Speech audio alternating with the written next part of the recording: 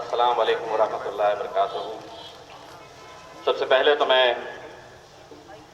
फ़ख्र मिल्लत को खिराज अक़ीदत पेश करता हूँ। कई साल पहले एक छोटा सा बीज बोया था फ़ख्र मिल्लत ने, सालार मिल्लत ने उसे खत पानी देकर बड़ा किया और आज अल्हम्दुलिल्लाह वो बीज, वो पौधा एक बहुत बड़ा पेड़ बन गया है। हरा भरा पेड़, एक हरा भरा झाड़ बन गया है जिसे अब अल्हम्दुलिल्लाह बहुत सारे फल भी आने लगे हैं। उनमें से कुछ फल आप यहाँ पर देख रहे हैं। ये पेड़, ये झाड़ और भी बढ़ सकता है। जिस तरह एक झाड़ को बड़ा करने के लिए खत और पानी की ज़रूरत होती है, उसी तरह मजलिस इत्तेहादुल मुस्लिमीन को और बढ़ाने के लिए जिस खत और पानी की ज़रूरत है वो है इत्तेहाद। अगर वो इत्तेहाद का सबूत आप लोगों ने दिए तो यकीन मानिए पूरे हिंदुस्तान भर में ऐसे ना जाने कितने हरे भरे पेड़ नजर आएंगे इंशाअल्लाह आपको। बहुत मेहनतों के बाद आज ये दिन देखने को मिल रहा है, न सिर्फ हैदराबाद में, वो शहर जहां से इस सफ़र की शुरुआत हुई थी। हम जानते हैं कि बहुत मुश्किल भरा ये सफ़र था, बहुत मेहनत लगी थी, लेकिन आज उसका फल पूरे हिंदुस्तान में देखने को मिल रहा है। जो सफ़र यहाँ से शुरू हुआ था अल्हम्दुलिल्लाह, अब उसकी कामयाबी महाराष्ट्र में भी देखने को मिली है। इंशाअल्लाह अगर इत्तेहाद का सबूत आप लोग यूं ही देते रहे तो हम पूरे हिंदुस्तान में इसी तरह फैलते रहेंगे, फल फूलते रहेंगे। दोस्तों, आज मजलिस इत्तेहादुल मुस्लिमीन इस मुल्क की ज़रूरत है, इस मुल्क के मुसलमानों की ज़रूरत है, इस मुल्क के दलितों की ज़रूरत है, उन बेज़बानों की ज़रूरत है, उन मजबूर बेसहारा लोगों की ज़रूरत है जिन्होंने हम पे उम्मीद लगाई है। और न सिर्फ उम्मीद लगाई है, पिछले कुछ सालों में बैरिस्टर असदुद्दीन अवैसी साहब, अकबर अवैसी साहब जिस तरह से आगे बढ़ रहे, जिस तरह से उन बेसहारा, मजबूर और बिल्कुल बेबस सी कौमों की आवाज़ बनते जा रहे हैं, तो यकीनन आज वो उम्मीद एक यकीन बनती जा रही है। लोगों को इस जमात के ऊपर पूरा यकीन होता जा रहा है। शायद यही वजह है कि जब आज से कुछ महीने पहले महाराष्ट्र के अहमदनगर जिले के एक छोटे से गांव में, जावखेड़ा गांव में, जब एक दलित परिवार को बुरी तरह से उनका कत्ल किया गया, और न सिर्फ कत्ल किया गया, उस दलित परिवार के जिस्म के टुकड़े टुकड़े करके खेत में इस तरह बिखेर दिए गए थे मानो कि वो जानवरों को खिलाने के लिए गोश्त के टुकड़े फेंके गए थे। वहां पर कोई नहीं पहुंचा था। अगर सबसे पहले वहां पर अगर कोई गया था तो मेरे ख्याल बैरिस्टर असदुद्दीन अवैसी साहब वहां पर गए थे। और न सिर्फ वहां पर गए थे, उनके परिवार वालों से मिले थे, बल्कि पार्लियामेंट में जहां पर बहुत सारे दलित एमपीज थे, उन्होंने ये आवाज नहीं उठाई थी। अगर किसी ने ये आवाज पार्लियामेंट में सबसे पहले उठाई थी तो बैरिस्टर असदुद्दीन अवैसी ने ये आवाज उठाई थी।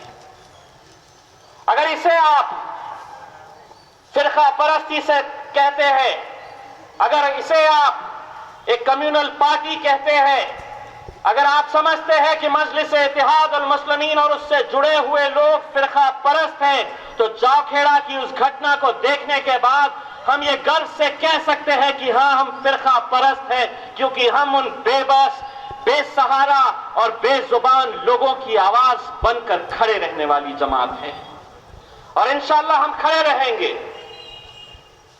दोस्तों, जब से ये सरकार केंद्र में आई है। आप जानते हैं कि किस तरह के फैसले लिए जा रहे।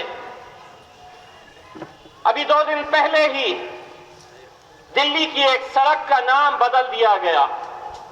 औरंगजेब रोड का नाम बदलकर एपीजे अब्दुल कलाम के नाम पर उस सड़क को नाम दे दिया गया।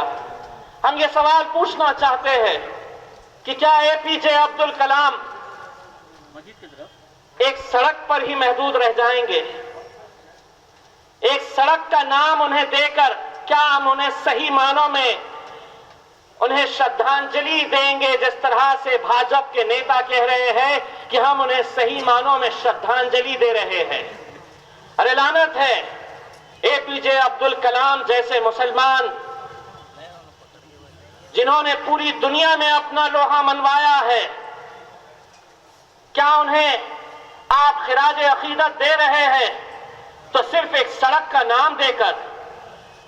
अगर सही मानों में उन्हें खिराज अकीदत देना है तो आप एपीजे अब्दुल कलाम के नाम पर स्कॉलरशिप शुरू करिए, स्कूल्स बनाइए, कॉलेजेस बनाइए, जहां पर गरीब बच्चे पढ़ सके। क्योंकि एपीजे अब्दुल कलाम साहब खुद एक बहुत गरीब घराने से आए थे। बहुत मेहनतों के बाद उन्होंने हिंदुस्तान का फर्स्ट सिटीजन का ओहदा हासिल किया था, प्रेसिडेंट ऑफ इंडिया बने थे।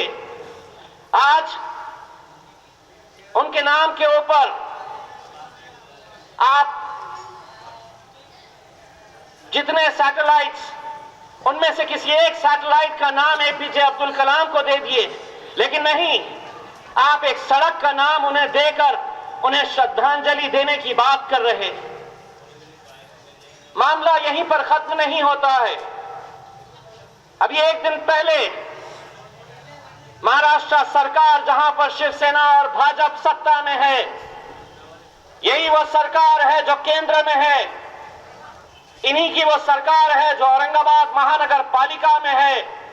इन्होंने ये फैसला लिया है कि औरंगाबाद का नाम बदलकर वो संभाजी नगर रख देंगे।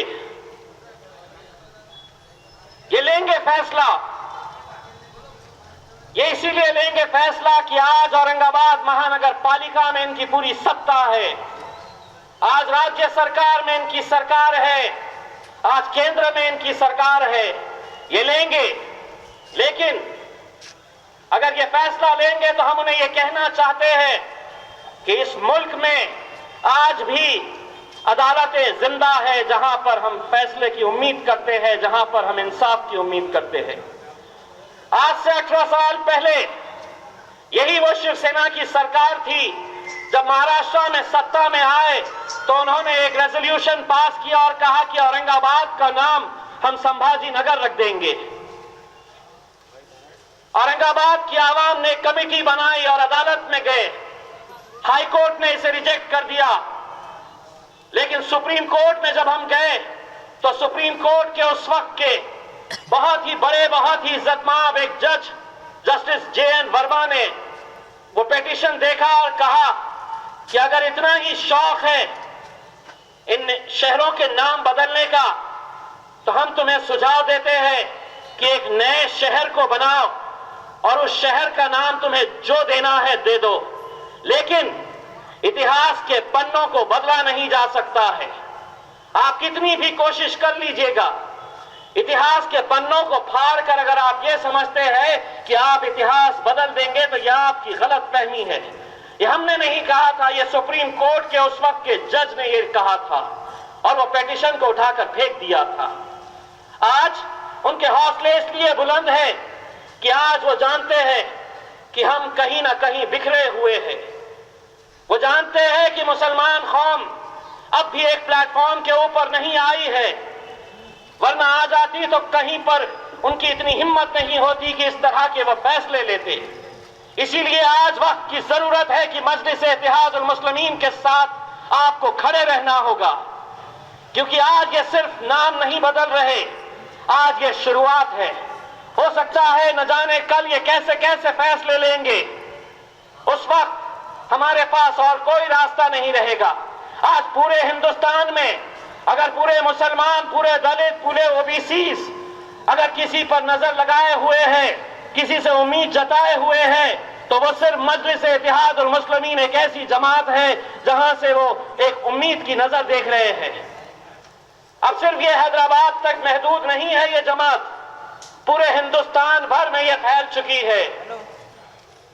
अब ये डरते हैं, अगर ये हैदराबाद में खौफ खाते हैं जमात से, तो कोई हैरानी की बात नहीं होनी चाहिए, क्योंकि इस शहर में, इस असेंबली में अकबरुद्दीन अवैसी साहब बैठते हैं, तो खौफ तो होना ही चाहिए।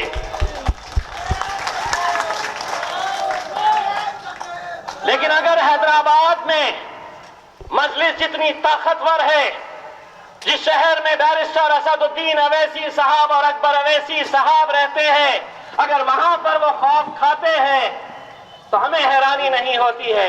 लेकिन आपको हैरानी इस बात पर होनी चाहिए कि अब सियासत के इस मैदान में तो हम बहुत छोटे हैं, लेकिन अब महाराष्ट्र में इन दो छोटे शेरों से भी लोग डरने लगे हैं। और जब हम खड़े रहते हैं असेंबली में, तो अल्हम्दुलिल्लाह जब हम बोलते हैं तो उन्हें सुनना पड़ता है, अच्छी तरह से वो सुनते हैं। ये ताकत मिली है हमें आप लोगों से। ये सफर यहां से जो शुरू हुआ था, अल्हम्दुलिल्लाह वो महाराष्ट्र में गया है, लेकिन क्या वो वहीं पर खत्म होगा? नहीं, वो खत्म वहां पर नहीं होगा। इंशाअल्लाह आने वाले वक्त में देखिए हम कहां कहां जाते हैं और कितने फलदार पेड़ उन शहरों में लगाते हैं, उन स्टेट्स में लगाते हैं जहां पर सिर्फ मजलिस के नाम का खौफ सता रहा है। हर रोज मैं तो पत्रकार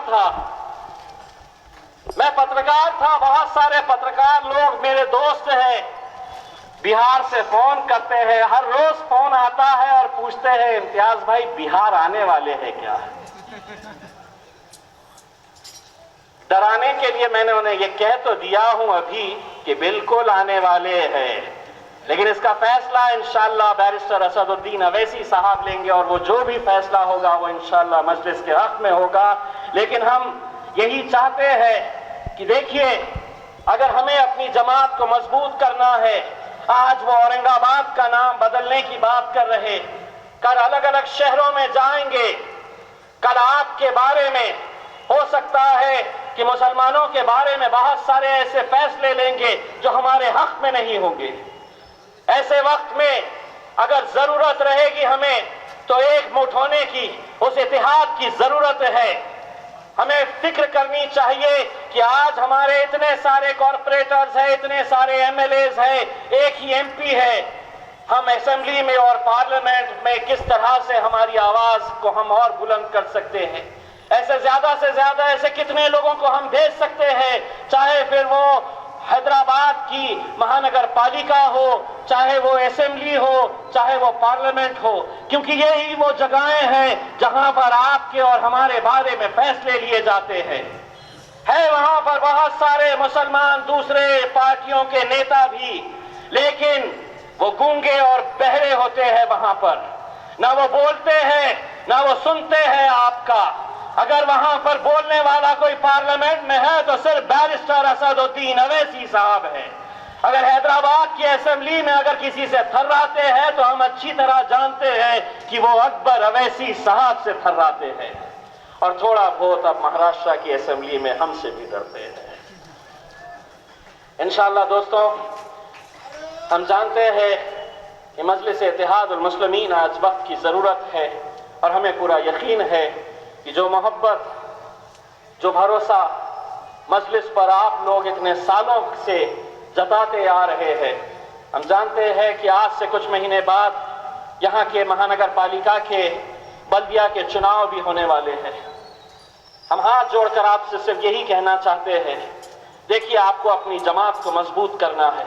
आप ये मत देखिएगा कि कौन खड़ा है, मजलिस को देखिएगा, क्योंकि वो ताकत एक बार एक मुठ हो जाएगी तो हम बहुत बड़ी ताकत बनकर उभरेंगे। और जैसा मैं अक्सर कहता हूं, एक बार उस ताकत को आजमा कर देखिएगा, इंशाअल्लाह मजलिस में वो ताकत है कि हम न सिर्फ अब आंध्रा या तेलंगाना या महाराष्ट्र की बात करेंगे, अगर मुसलमान दलित ओबीसी एक प्लेटफॉर्म के ऊपर आ गए तो आप यकीन मानिए हम अच्छों को घुटने के ऊपर लेकर आएंगे, गिड़गिड़ा कर वो हमारे पास आएंगे।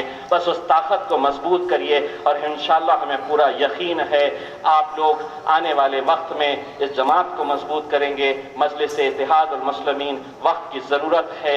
जो ख्वाब फ़ख्र मिल्लत ने देखा था, जो ख्वाब सालार मिल्लत ने देखा था और जिसके लिए बैरिस्टर असदुद्दीन अवैसी साहब, अकबर अवैसी साहब और उनके इस हरे भरे झाड़ पे लगे हुए इतने सारे जो फल अब लगना शुरू हो गए हैं, इंशाअल्लाह आप देखेंगे कि वक्त के हिसाब से ये जमात आगे बढ़ती जाएंगी और इंशाअल्लाह जो ख्वाब उन्होंने देखा है, जो मेहनत वो कर रहे हैं, उसमें हम अपना हिस्सा देंगे, अपनी पूरी तरह से ताकत लगाएंगे। और सबसे अहम बात यह है कि आप अपनी दुआओं में मजलिस के लिए भी दुआ करिए, खुसूसन बैरिस्टर असद अवैसी साहब और अकबर अवैसी साहब और मजलिस के तमाम उन जिम्मेदारों के लिए दुआ करिए, क्योंकि दुआओं में बहुत ताकत होती है। बहुत बहुत शुक्रिया। वाखिर दावाना अल्हम्दुलिल्लाह रब्बिल आलमीन।